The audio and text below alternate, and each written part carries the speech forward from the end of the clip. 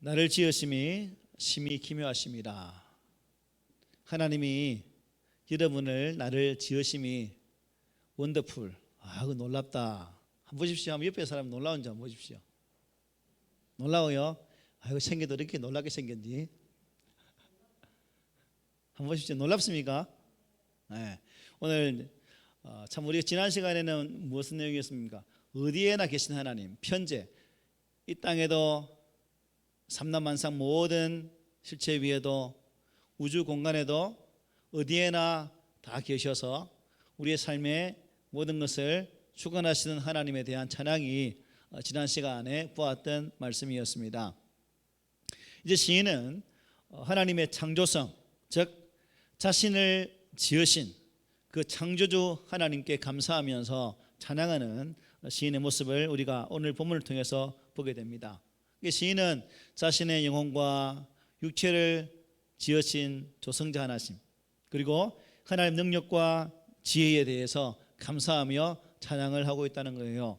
여러분, 시인이 자기 자신의 지어진 바 되어진, 탄생하게 되어진 그 은혜 앞에 감사하고 찬양하는 것처럼 여러분들은 여러분의 태어남에 대해서, 이 땅에서 태어나서 살아가고 존재한다는 그 사실 앞에 혹시 감사해 본 적 계십니까? 저는 우리 교회 성도들은 태어남에 대해서 감사를 잘 못하는 것 같아요. 왜냐하면 생일을 맞이하면 감사를 안 하더라고. 그것은 곧 나의 태어남이 저주로소이다, 하나님 내가 기쁘지 아니합니다라고 그런 고백과도 연관되었다라고 판단하면 목사의 오판일까요? 그래서 저는 여러분의 생신을 다 알고 있거든요. 그래서 문자로 생신 축하합니다 보내잖아요.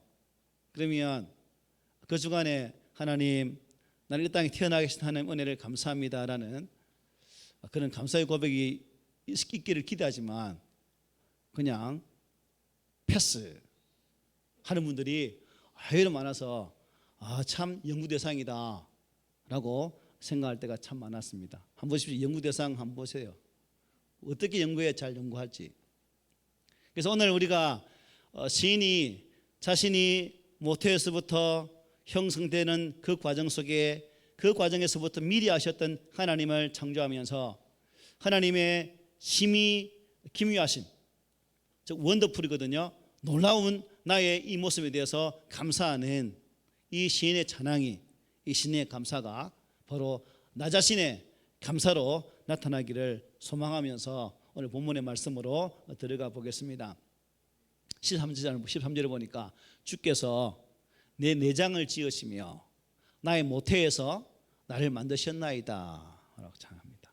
여기 보니까 하나님의 섭리 안에 우리가 다 태어나게 되어 있는데, 내장은 우리가 오장육부라고 볼 수 있고, 대부분의 성경 해석자들은 단순히 내장만 뜻하는 것이 아니라, 우리 오장육부만 뜻하는 것이 아니라 우리 인간의 내면의 사고, 생각, 모든 것까지 다 포함된다라고 해석을 해요. 그러니까 주께서 내 내장을 지으셨다, 즉 나의 모든 부분을 지으신 하나님이라고 고백할 수 있겠죠.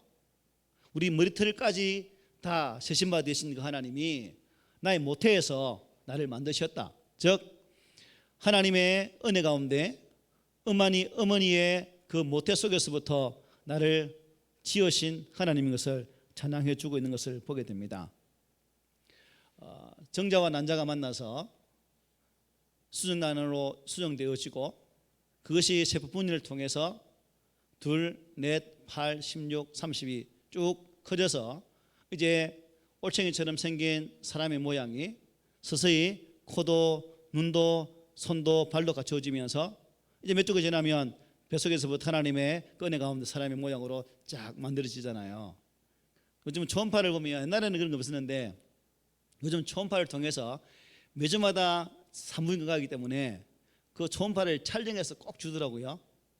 우리 조카들 보니까. 그래서 몇 주의 모습, 몇 주의 모습, 몇 주의 모습, 그걸 보면 참 일주일마다 커가는 걸 보면 참 신기하고 참 신기해요. 점 같은 존재가 사람이 되어간다는 거. 그리고 이제 적당히 크면 뱃속에서부터 반응한다는 거죠. 엄마의 소리에, 아빠의 소리에 반응하면서 움직이게 되는 그 모습 보면 참 생명의 탄생의 이 신비로움이 참 가히 놀랍다는 사실입니다. 그래서 시인이 바로 그러한 거죠. 하나님께서 나를 나의 어머니의 모태에서부터 지으신 그 하나님을 고백하고 있다는 거예요. 여러분, 내장이라고 말씀드렸습니다. 우리의 생각 모든 부분을. 그래서 하나님은 우리의 생각까지도 아시는 분이시고 우리의 마음의 모든 뜻을 살피시는 그 하나님이신데,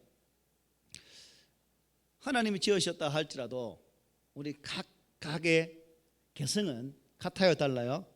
다 달라요. 그죠?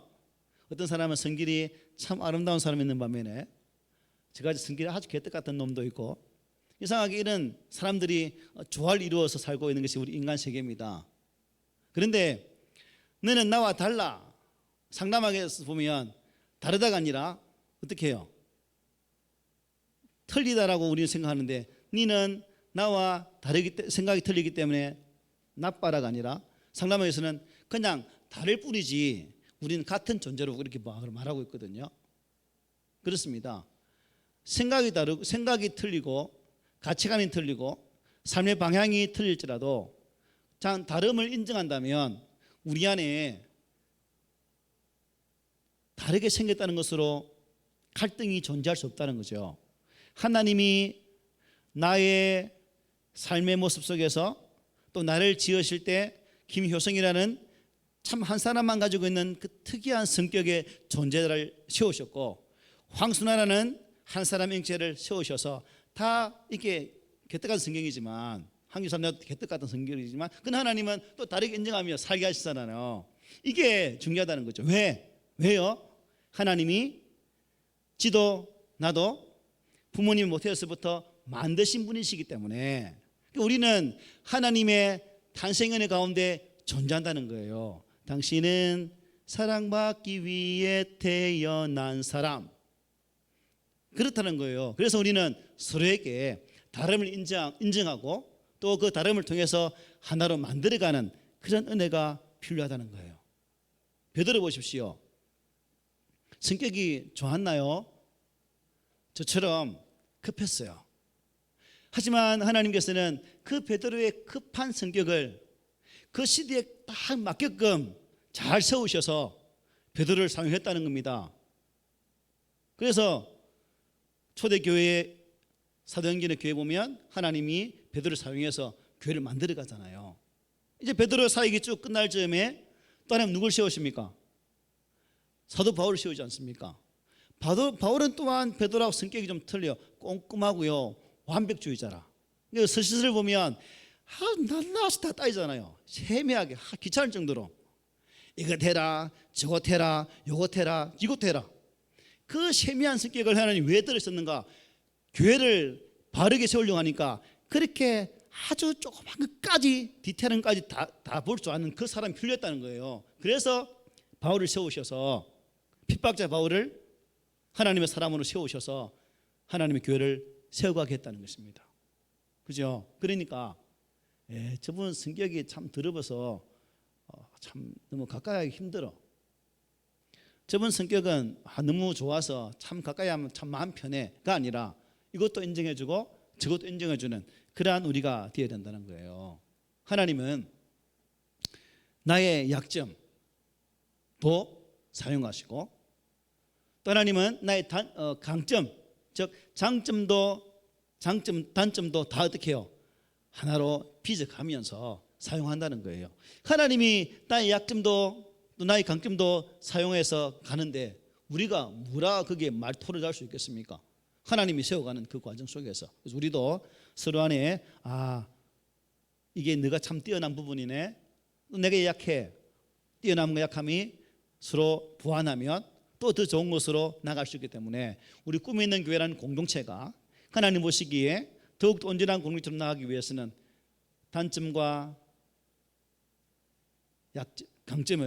장점을 골고루 잘 조화시켜서 토기자기 되신 주님께서 주물럭주물럭해서 우리를 빚어가는 것처럼 우리 또한 성령의 은혜로 말미암아 하나님의 교회를 그렇게 세워갈 때 아름다운 교회로 잘 세워갈 수 있다는 사실입니다. 그래서 이 시인이 고백하는 것처럼 주께서 나의 모든 것을 지으시고 나를 엄마의 모태에서부터 만드신 그 하나님 앞에 감사하면서 있는 그대로에 감사했으면 좋겠습니다.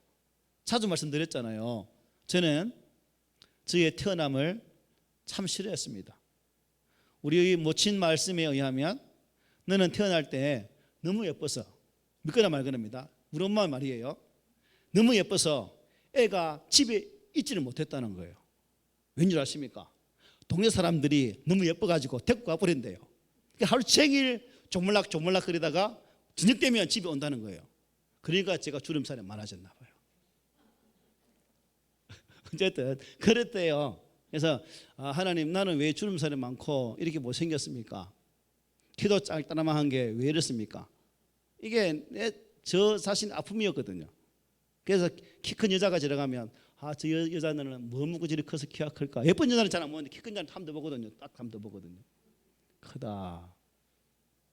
예, 이게 내 마음의 아픔이었습니다. 그런데 이런 말씀을 보면 이 단점도 하나님은 나를 더 온전한 삶으로 만들어가는 도구가 된다는 사실이죠. 그래서 어느 순간에 주름살도 감사가 되고요, 키 작음도 감사가 되고요, 그렇더라고요. 우리 엄마가 하시는 말씀이 종자가 그런데 어쩌겠노. 우리 엄마가 왜 나를 키 작게 낳았노 이랬더만 종자가 그런데 어떡하노 이러더라고요. 그래서 나의 있는 본질을 인정하고 그대로 감사하면서 태질이 그러니까 내 부모의 태생도 그렇고 나의 태생도 그러니까 인정하면서 하나님 감사합니다 고백하는 것이 나의 신앙 인격을 더 온전히 만드는 은혜가 되더라고요. 그래서 우리가 그런 자리까지 나갔으면 좋겠다는 거죠. 14절에 이렇게 말합니다. 내가 왜 감사하는가? 나를 지으심이, 이게 고백이죠. 나를 지으심이 심히 기묘하심이라. 주께서 하시는 일이 기이함을 내 영혼이 잘 아나이다 라고 고백합니다. fearfully and wonderfully. 아이고 놀랍네, 아이고 신기하네 이거거든요. 하나님이 나를 보시기에 야 신기하고 놀랍대 라고 말씀하시는데 우리가 니는 왜 그 모양이고 말할 수 있나요? 없다는 거죠. 그래서 우리가 이것을 보면서 기묘하심, 참 하나님의 그 절묘하신 은혜로 우리가 태어나게 됐다는 것. 우리 강경재 집사님은 키가 작아서 혹시 마음 아파한 적 계셨어요? 없었어요. 자존감이 세서 좋아요. 우리 조금 집사님은 키가 커서 화난 적이 있었어요? 제 할머니는 왜 저리 클까? 늙어도 키가 커. 어쨌든 하나님께서 우리를 이렇게 저렇게 세워가시는 과정을 보면 참 신기하다는 거죠. 우리가 주변 사람들을 보면서 한번 보십시오. 저게 사람이 될까? 라고 했던 사람들도 어느 정도 때가 되면 어떻게 해요? 자기 나름대로 자기 가진 능력으로 살게 되더라는 거예요. 맞죠? 사실 여러분, 하나님께서 우리를 만드신 이 하나님의 섭리를 우리의 머리로 깨달게 될 수 있을까요? 못 깨닫죠. 도저히 알 수가 없어요. 누가 어느 인간이 이 하나님의 존재를 알 수 있겠습니까? 창조과학회를 만드신 헨리 모리스라는 이 분은 어떤 분이냐면, 이분이 이제 창조과학회가 지금 기독교 내에서 큰 힘을 발휘하고 있잖아요. 유명한 지질학자입니다. 세계적으로 인정받는 지질학자입니다. 그 지질학을 통해서 지구의 탄생 비화와 또 지구가 이렇게 되어진 과정들을 연구하면서 이제 설명하려고 준비를 하는데 도저히 자신의 한계로는 설명할 수가 없더래요. 그래서 이것은 하나님이 개입하지 아니하면 도무지 이에 대한 대답을 줄 수가 없다라는 판단 속에서 헨리 모리스가 창조과학회를 만들고 또 하나님을 인정하는 많은 과학자들이 이 창조과학회에 모여서 지금도 아주 선한 영향력을 나타내면서 이 땅의 존재함의 이유가 곧 하나님께 있다라는 사실을 연구로 발표하고 또한 논문도 발표하면서 이 과학자들이 예수를 전하는 모습을 볼 수 있다는 겁니다. 그렇습니다. 우리 머리로 내가 아무리 날고 끼는 그러한 IQ를 가진다 할지라도 하나님의 그 신비하신 기묘하신 기이하신 그 섭리하심은 우리는 알 수가 없는 거예요. 그러므로 저도 여러분도 우리 삶의 자리에서 이해하려고 하지 말고, 이해 못하잖아요. 하나님 이해할 수 있어요. 못하잖아요. 이해하려고 하지 말고 성령 하나님께 하나님 있는 그대로 깨닫게 해주시고 있는 것 자체를 믿는 그런 성도가 되기를 원한다는 그런 믿음으로 서가 된다는 거죠. 믿음이 중요해요. 믿음. 하나님이 만드신 이 모든 것들을 믿음으로 받아들이는 그 자세, 이게 중요하다는 거죠. 그래서 우리 안에 하나님을 믿기에 충분한 그런 은혜, 기록되어진 성경의 말씀들이 믿음으로 말미암아 이것이 네 삶의 자리에서도 역사되는 그 은혜가 있기를 소망해 봅니다. 15절에 보니까 내가 은밀한 데서 지음을 받고 땅의 깊은 곳에서 기이하게 지음을 받은 때에 나의 형체가 주의 앞에 숨겨지지 못하였나이다. 이것은 뭐냐면 여기 나의 형체, 아까 남녀의 만남을 통해서 난자 수정을 통해서 태어나는 그거거든요. 그 과정도 누구 앞에는요, 하나님 앞에서는 숨겨지지가 않는다는 거예요. 이게 무슨 의미냐면 하나님은 우리의 모든 것을 다 알고 계시고 나의 현생 가정의 모든 일들도 하나님 앞에서는 다 밝히 드러나게 되어진다는 그런 말씀으로 주고 있다는 겁니다. 그래서 우리는 결국 하나님의 작품이기 때문에 우리 하나님은 저를 만드실 때, 여러분을 만드실 때에 졸작으로 만드신 것이 아니라 어떻게 해요? 가장 최고의 걸작품으로 만드셨다는 거예요. 자기에게 자 손대고, 자 손해보세요. 자 자기를 가리키고, 나는 하나님의 최고의 걸작품이다. 믿으십니까?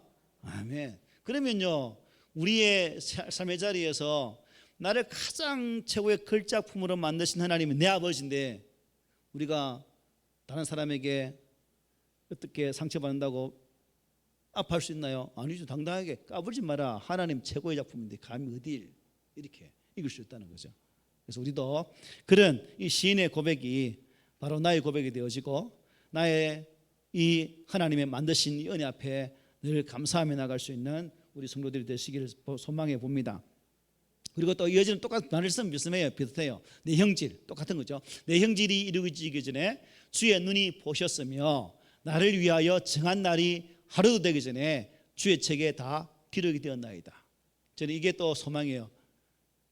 하루가 나를 위해 정해진 날, 그 날이 하루도 되기 전에, 즉 24시간 되기 전에 어떻게 됐다고요? 주님의 거룩한 생명록에 기록되어져 있다. 이게 하나님 은혜죠. 믿음으로 주 앞에 세워져서 우리를 자녀 삼으시고 하나님의 거룩한 백성으로 세우신 하나님, 지금도 우리의 삶의 모든 것을 낱낱이 기록하시며 우리의 인생길을 인도하시는 그 하나님, 그분이 내 아버지가 되신다. 그래서 사도 바울은 하나님 표현할 때 아빠, 아버지라고 표현합니다. 저 멀리에서 두렵고 공포스러운 그러한 아버지가 아니라 항상 옆에 계시면서 친구 되어주시는 그 아버지, 그래서 아빠라고 표현하는 거죠. 아빠. 하나님 무서워요? 하나님이 참 너무 친구처럼 다정다감하셔요? 하나님 무서운 존재 아니에요. 불교는 그 신이 무섭죠. 그 입구에 가면 무슨 상? 되게 인상도 더럽잖아요. 그 앞에 문 앞에 쫙 이렇게 서 있잖아요. 이렇게. 그래서 그거 가면 또 깽깽하는 거죠. 하나님은 그게 아니에요. 우리 하나님은 그야말로 선한 목자 되셔서 우리를 품에 안으시고 양의 필요를 공급하시는 그 하나님이시기 때문에 결코 두려운 존재가 아니고 무서운 존재가 아니라는 겁니다. 결국 이 주의 책에 다 기록되었다. 결국 이것은 우리가 신학 용어로 따지면 예정론이거든요. 예정론.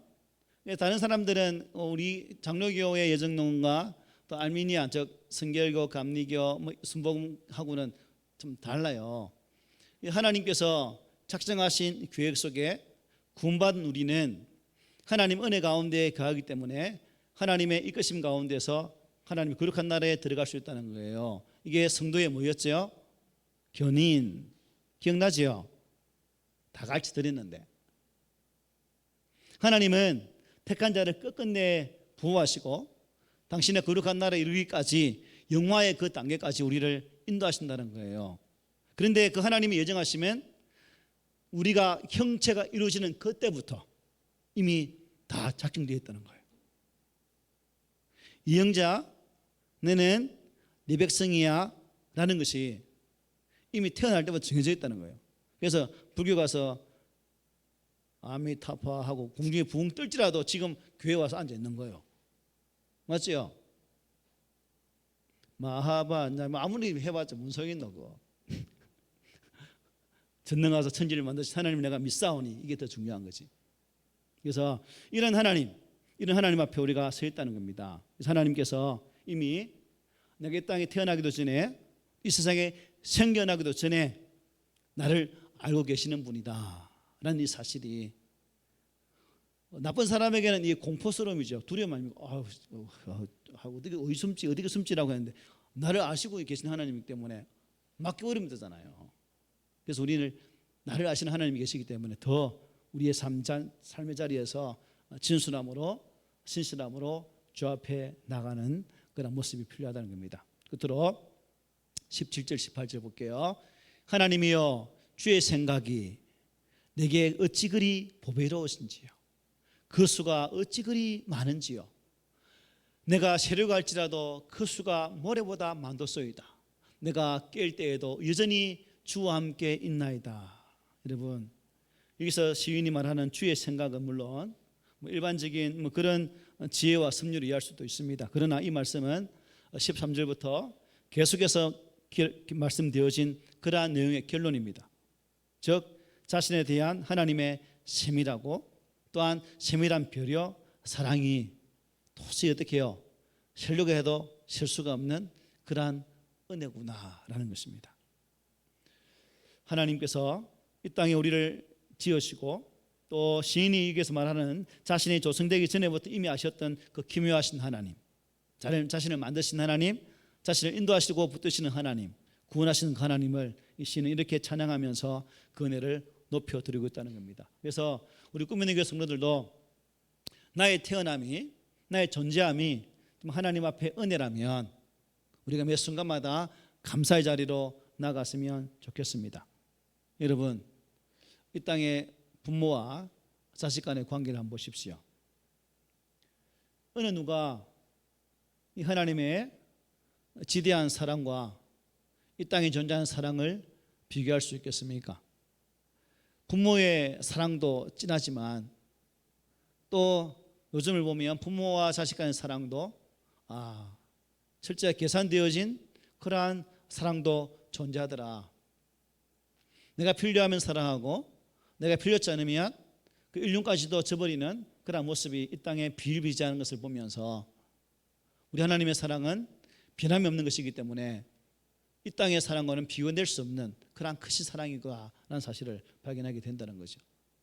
즉 이 땅에 존재하는 사랑은 다 변질되지만 하나님의 사랑은 변화가 없는, 변질되지 아니하는 항상 동일하신 사랑으로 우리 가운데 있다는 이 사실을 항상 기억했으면 좋겠습니다. 하나님을 향한 우리의 생각, 또 하나님께서 우리 각자를 향한 생각, 우리는 그 생각을 도저히 맞출 수는 없겠죠. 그런데 사도 바울은 그 하나님의 생각을 이렇게 표현합니다. 능히 모든 성도와 함께 지식에 넘치는 그리스도의 사랑을 알고 그 너비와 길이와 높이와 깊이가 어떠함을 깨달아 하나님의 모든 충만하신 것으로 너에게 충만하게 하기를 구하노라 라고 바울은 말씀하고 있습니다. 즉 하나님의 사랑과 관심을 깨닫게 되어질 때에 우리는 그 하나님으로 충만한 삶을 살게 된다는 것입니다. 바꿔 말하면 하나님을 알지 못하면 하나님의 충만한 은혜는 나와 전혀 상관이 없다라는 결론에 이르게 되는 거죠. 그래서 우리가 많이는 알지 못할지라도 조금씩이라도 하나님을 알고 또한 이 하나님을 배워감을 통해서 우리의 삶의 자리에 오직 하나님으로만 충만해지는 그러한 은혜가 있기를 소망합니다. 그람을 통해서 이 땅 위에서 정말 우리가 괴롭고 고달픈 인생길이 아니라 하루를 살아도 이틀을 살아도 하나님 은혜 때문에 정말 아름다운 삶의 여정 가운데서 기뻐 찬양하는 우리의 모습이 되어야 될 줄 믿습니다. 우리 꿈 있는 교회 성도들 속에는 이러한 하나님의 심히 기묘하심의 은혜가 나를 향하여 지금도 역사한다는 사실을 꼭 기억하면서 비록 내가 실패의 자리에 또한 어려움의 자리에 고통의 자리에 있다 할지라도 그 과정 속에서도 하나님이 나와 함께 한다는 사실 앞에 감사하면서 그 고통도 이겨낼 수 있는 그러한 성숙과 믿음의 소유자가 되기를 오늘 주의 말씀으로 권면하면서 축복을 드립니다.